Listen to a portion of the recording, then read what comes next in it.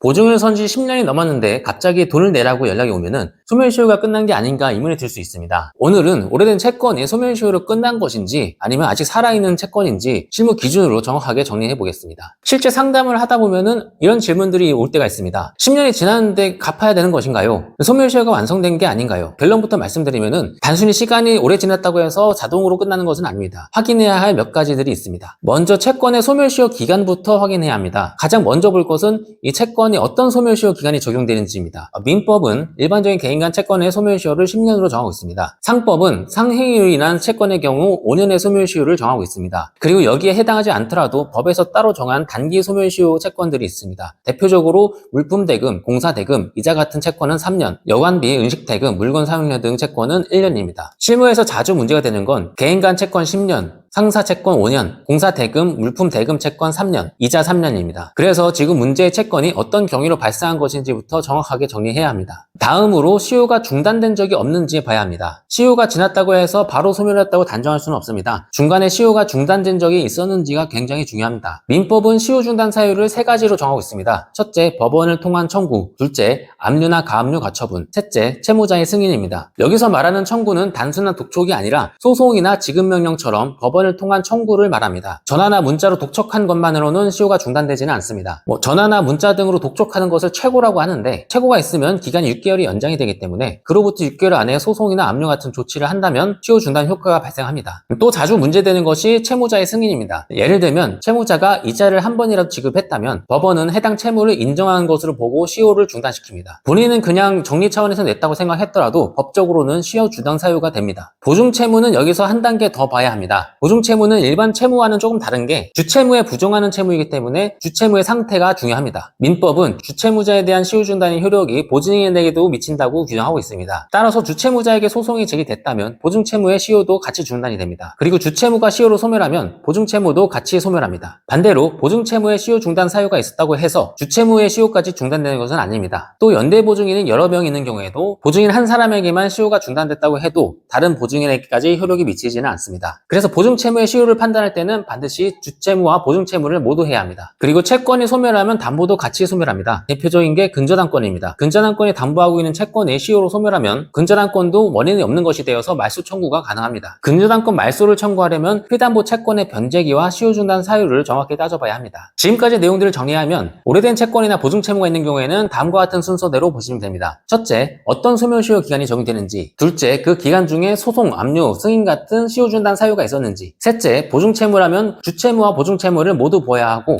넷째, 담보가 있으면 피담보 채권이 살아있는지를 봐야 합니다. 이 과정을 거쳐야 시효로 끝나는지 아직 살아있는지를 판단할 수 있습니다. 소멸시효 문제는 단순히 연수 계산만으로 결론이 나오지 않을 수 있습니다. 중간에 어떤 조치가 있었는지, 보증채무인지 여부, 주채무의 상태에 따라 결과가 달라집니다. 그래서 오래된 보증채무에 대해 갑자기 청구를 받았다면 전문가와 한 번은 정리를 해보시는 것이 안전합니다. 지금까지 정혜는 변호사였습니다. 끝까지 시청해주셔서 감사합니다.